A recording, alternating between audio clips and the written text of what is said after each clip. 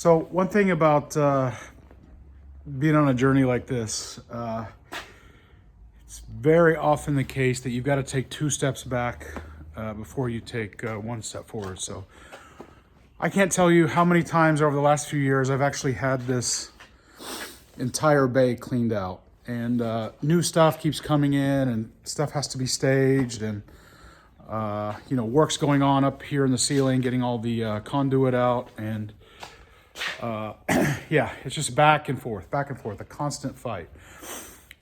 Recently, we had somebody give us some stuff because we're going to be doing the auctioning off everything that was in the building,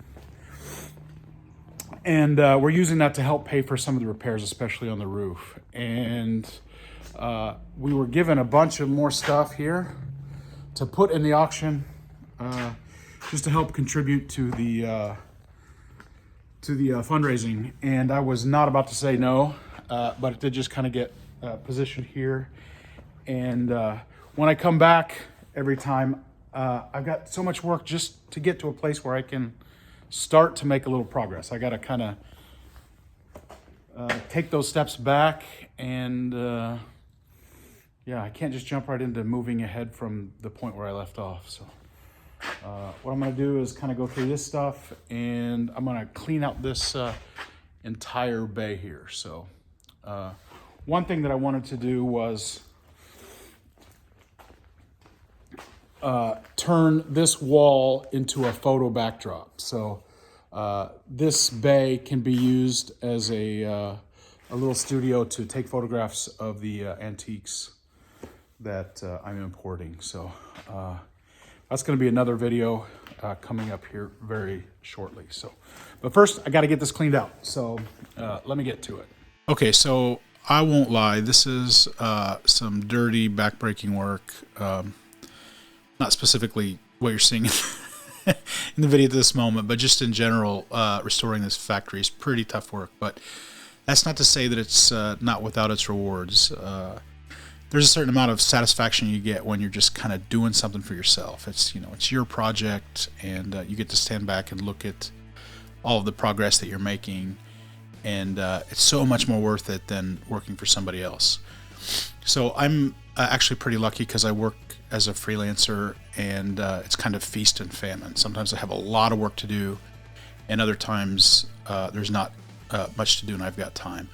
This stuff right here is gold, because there's so many broken windows around the factory. And anytime I find glass or plexiglass, I definitely put that aside, and I'm saving it for later. So in the time that we've had this building, which has been a couple of years, we have done a ton of work, just so much work, and at times it can be really hard to even see that. We can work days and days and days, and the place starts, looking great in a certain area, but then we have to temporarily store stuff in that area, and it seems like the amount of trash in the building is just never ending. So what we try to do is we try to, burn wood, and we try to segregate the metal that goes to the scrapyard, and then there's this kind of plasticky stuff and other things that there's just nothing you can do with them except take them to the landfill. And we used to have a local landfill here, but it's full, and at the moment they just have a transfer station. So a 30-yard dumpster can cost as much as $600 or $700.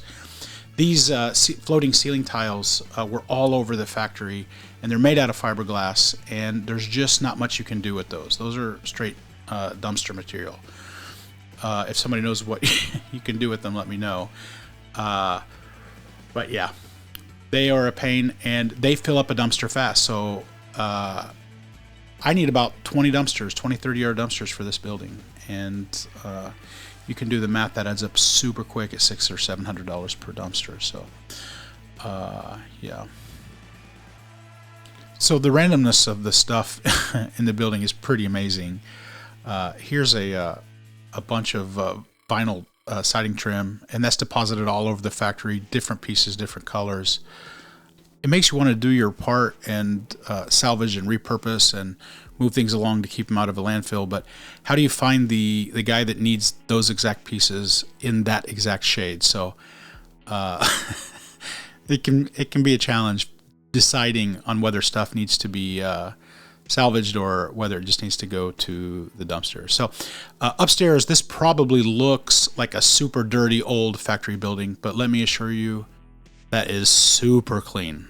When we got the building, in the second and third floor, especially on the third floor, you could not even get through the building. So everything was at least over my head, and I'm 6 feet tall, stacked up.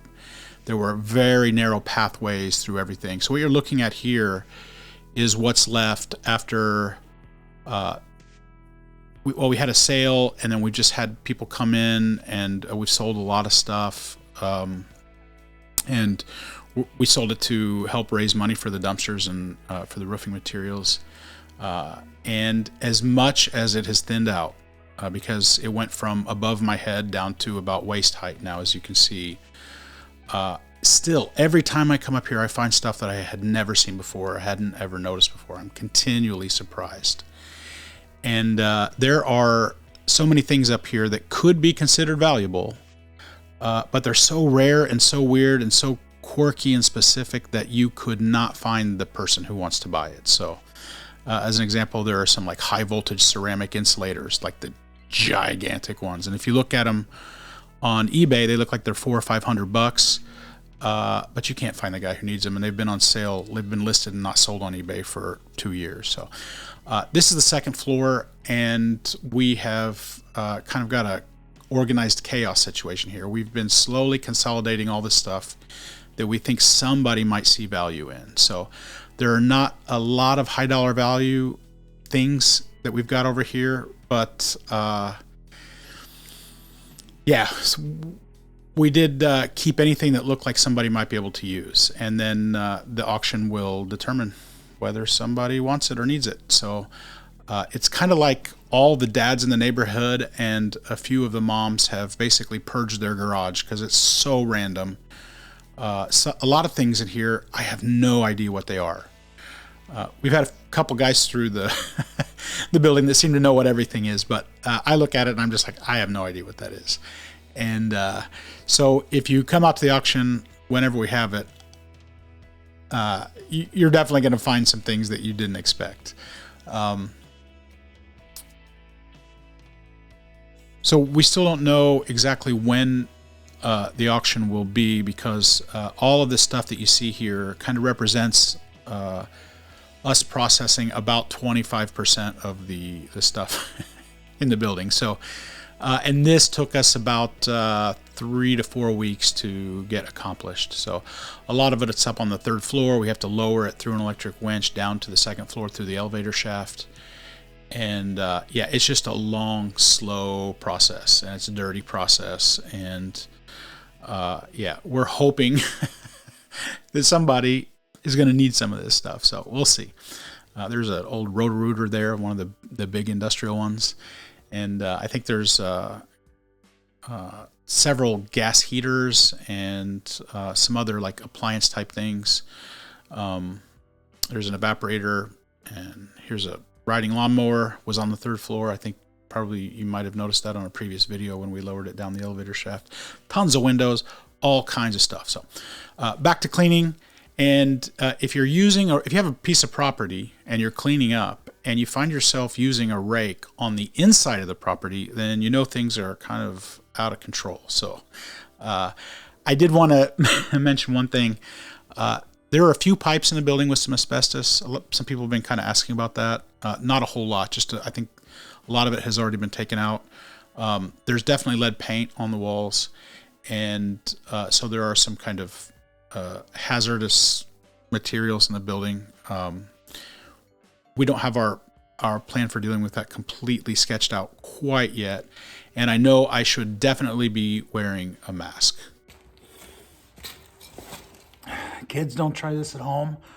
I'm a professional.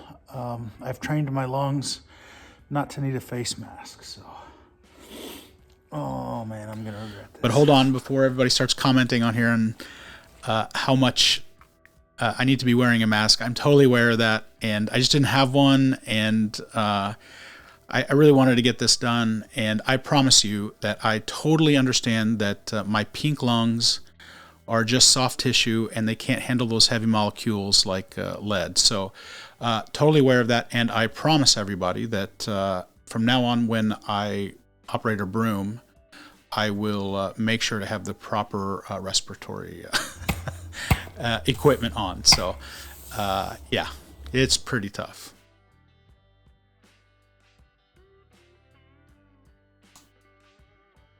So imagine 75,000. Oh yeah, imagine 75,000 square feet of this stuff. It's just dirt, and it's not the kind of dirt you can just take out and throw out back, because it's mixed with all kinds of stuff. And I probably need several 30-yard dumpsters just for the sweep up stuff. So fortunately, we're kind of getting to the end here of today's session. And yeah, that seems like we're good to go. We got the bay cleaned out, and just a couple more things to add. Okay, so there we have it. Can you believe that? It's a nice bay. So, yeah, so like I mentioned before, I wanted to use this area for photographing the antiques that I'll be selling. And my idea was to take the barnwood that I'm gonna go tear down here in a day or two. I will make a video of that process as well. And I wanted to just kind of tack it up along there as a photo backdrop. But I've been looking at it during the process of cleaning, and that's a pretty flat wall.